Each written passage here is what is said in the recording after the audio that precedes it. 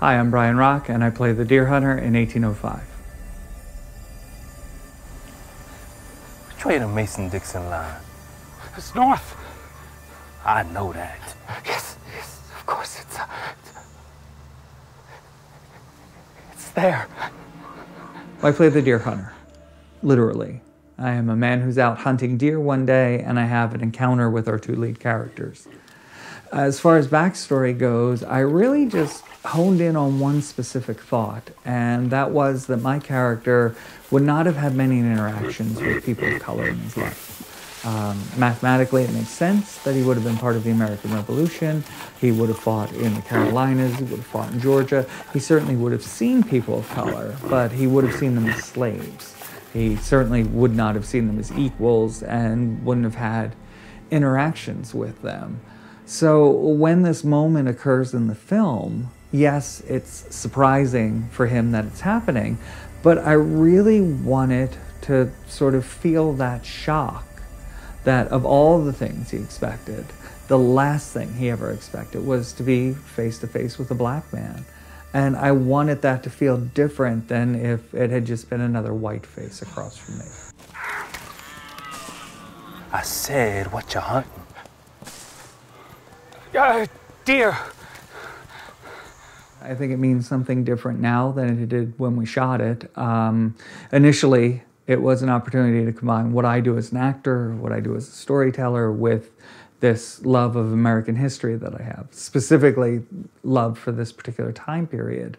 But even though I've always loved American history and I feel that history is very much alive, it still exists in kind of a bubble for me.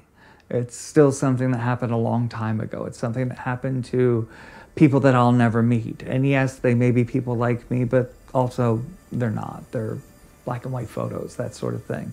And I think 2020 kind of changed that and really got me to realize how important and how timely this piece actually is, because it puts a face to all this. Huh. You know, these are not just concepts that exist in history books. This is real life. And not only is it real life, and not only did it happen, but it's still happening.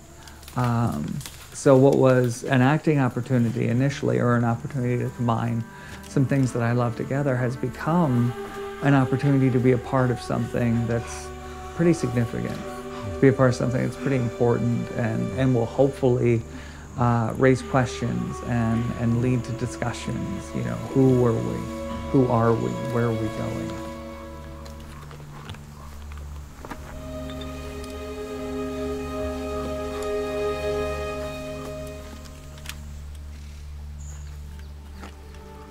I believe in the power of storytelling.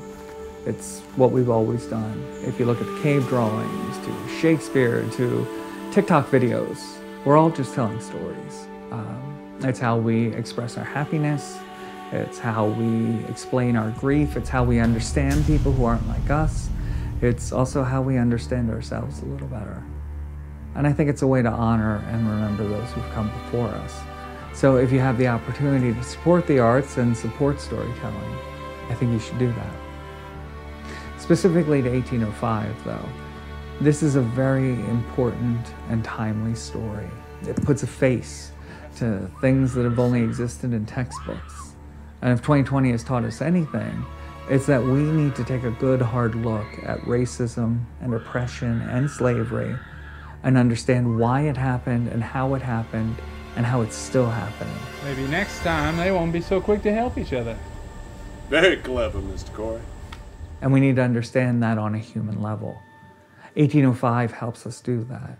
It brings to life these two characters who are two among thousands who just want to be free, who just want the same basic rights that everybody else has, and who are denied those rights simply because of the color of their skin. It's timely and it's relevant.